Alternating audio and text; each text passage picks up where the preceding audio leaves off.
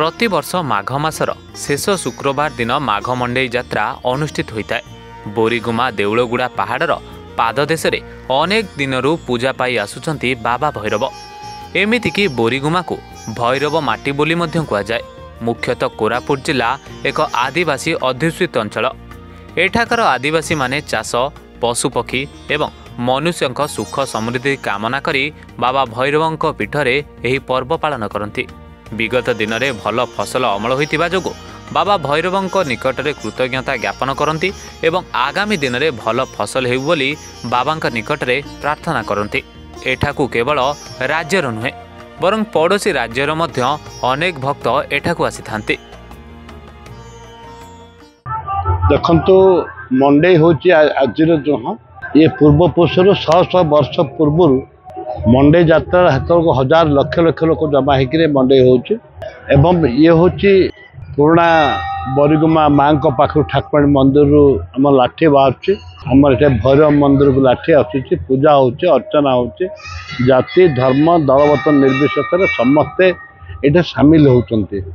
ये हूँ एक परंपरा, ये हूँ आम भाषा संस्कृति एवं नाच गीतर आशार हुए ये समस्ते ये सामिल होती।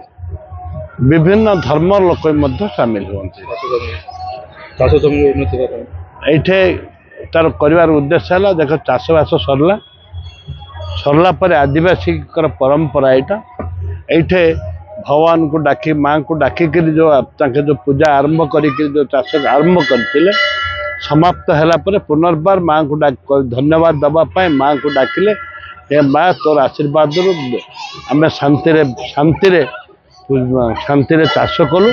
आसंता दिन में आमर जमी शांति चाषबास हम धान मांडिया अलसी जे पनीपरिया जहाँ भी हो भलरे हो बोलिक पूजा अर्चना करवा।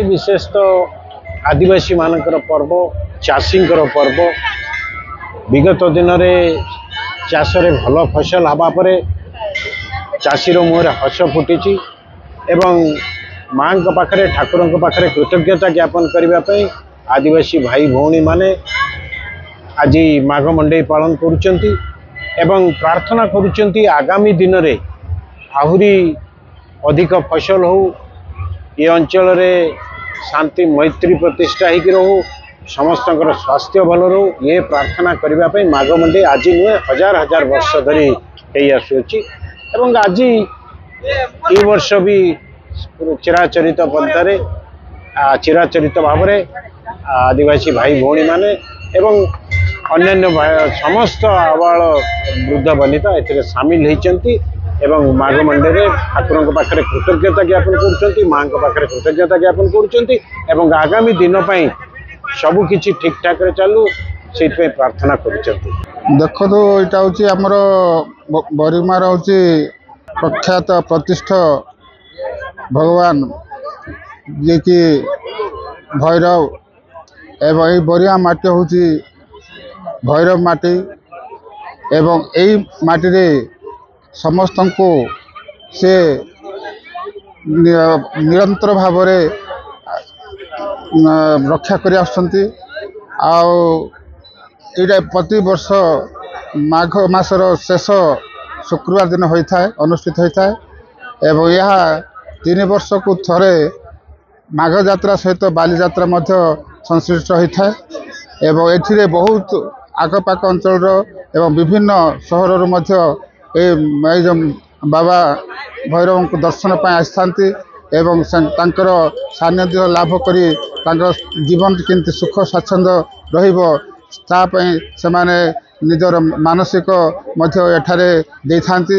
प्रत्येक वर्ष माघ मंडई होउची 3 वर्ष को थरे बाली भी होउची बहुत भल लागुचे माघ मंडई हेउची एटा जो आउ बेसी गहली भी अछंती आउ अन्य अन्य शहर भी आछंती समस्त देखिबा पे आंध्रा रु आरंभ करिकी नवरंगपुर जयपुर जति आखपाख अंचल समस्त आसिकी आको उपभोग करछंती आ बहुत खुशी लागुची माघ मंडई हेकी।